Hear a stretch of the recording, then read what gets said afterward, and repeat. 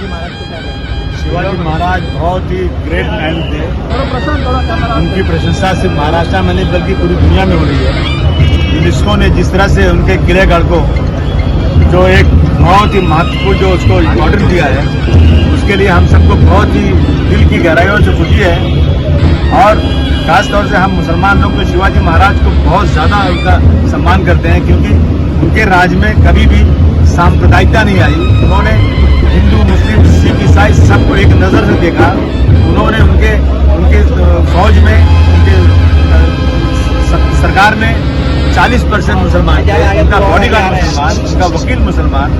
यानी मैं इसलिए हम शिवाजी महाराज का ये जो हुआ है, इसमें हम एक अच्छा खुशी मनाने के लिए आज उनके स्टेचू पे एक फूलों का हार देने और एक जश्न मनाने के लिए आए। आप पर हमेशा से जो है इल्जामात लगते रहे हैं और इसी बार जो है आप औरंगजेब के बारे में बोलने पर जो है FIR तक दर्ज हो गए।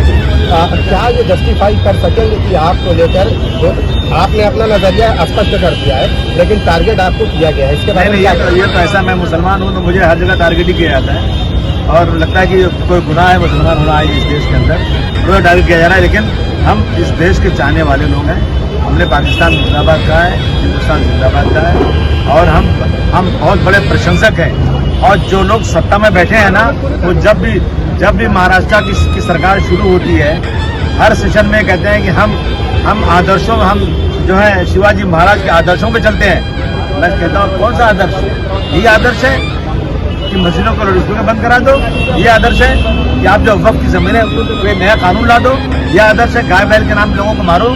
यह आदर्श है कि आज जो है पूना के अंदर इस भारतवर्ष की फौज में काम करने वाले के पोते के घर में जाकर कहा कि ये बांग्लादेशी है, ये जो है ये लोग हैं, बाहर के लोग हैं, 100 लोग जाकर घर घेर लेते हैं। ये हो रहा है देश में आज। मैं समझता हूँ कि हमें किसी को सर्टिफिकेट देने की जरूरत नहीं है। हम इस देश के चाहने वाले हैं और हम शान के साथ कह सकते हैं कि हम छत्रपति शिवाजी महाराज के अनुयायी हैं और उनको हम बहुत ज़्यादा दिल गहराई से उनका सब उनके इम्पोर्टेंस देते हैं। अभी सरकार ने कहा था हम सीमेंट की सड़कें बनाएंगे ताकि एक गड्ढे नहीं हो, लेकिन इसी मुंबई में पहली मौत हुई है गड्ढे में गिरने से। मुंबई के पवई इलाके में 63 साल के व्यक्ति की मौत होगी गड्ढे में गिरने से। भ्रष्टाचार, बेईमानी बहुत ज्यादा हो गई है। राजीव गांधी ने 1984 में कहा था कि सरकारी खजाने से पैसा निकलता है 100 रुपया तो 85 रुपया भ्रष्टाचार में जाता है। मुझे लगता है और ज्यादा बढ़ गया है। सरकार ने जो रूल बनाया, बहुत अच्छा रूल बनाया, सीमेंटेड रूल बनने की, लेकिन जो कंट्रैक्ट जिसको मिलता है, जितने ऑफिसर हैं ऊपर से लेकर नीचे तक सबको कमीशन चाहिए।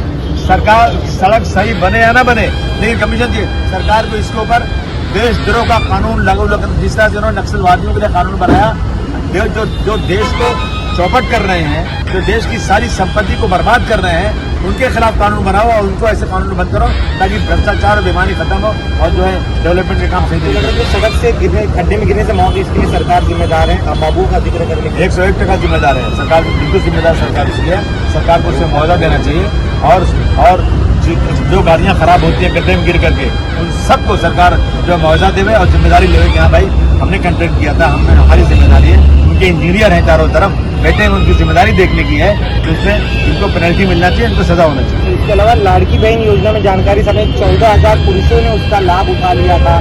अब सरकार कह रही कि 56 लाख महिलाएं, कुछ महिलाएं उनके नाम भी कटेंगे जिन्होंने इसका गलत इस्तेमाल किया था। अधिक तटकरे का कहना जब काम हो गया, पैसा मिल गया, सत्ता में आ गए, तो अब सब इंक्वायरी कर रहे हैं, बहन इंक्वायरी करना चाहिए।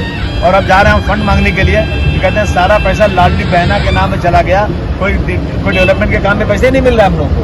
तो ये जब इलेक्शन होता है ना, तो इलेक्शन लड़ने वाले जाकर पैसा रिश्वत देते हैं, कोई कितना भी बोले नहीं ला के देते हैं वो लोग, समझा आपने। और वो पैसे जो वोट देने के लिए देते हैं, सरकार ने ऑफिशियली पैसे दे दिया, मैं समझता हूँ। और आज पैसे ही नहीं है, हम मांगने जा रहे हैं, पैसा फंड नहीं मिल रहा है। मेरा इलाका इतना खराब है कि अजीत पवार साहब ने स्वयं कहा कि अबू भाई मैं नहीं समझता कि हमारे राज्य में मुंबई के अंदर मानपुर शिवाजी नगर जैसा पिछड़ा इलाका होगा। मैंने कहा सर फंड दिए, बिल्कुल दूंगा। अब कह रहे हैं कि पैसा है ही नहीं, लेकिन हमारे बगल में चारों तरफ जो सत्ता में बैठे हुए लोग हैं उनको पूरा फंड मिल रहा है, लेकिन जो अपोजिशन में उनको पैसा देने को तैयार नहीं। पहलगाम में होने वाले आतंकी हमले के बाद 3 आतंकियों को जो है कि मार गिराया गया है।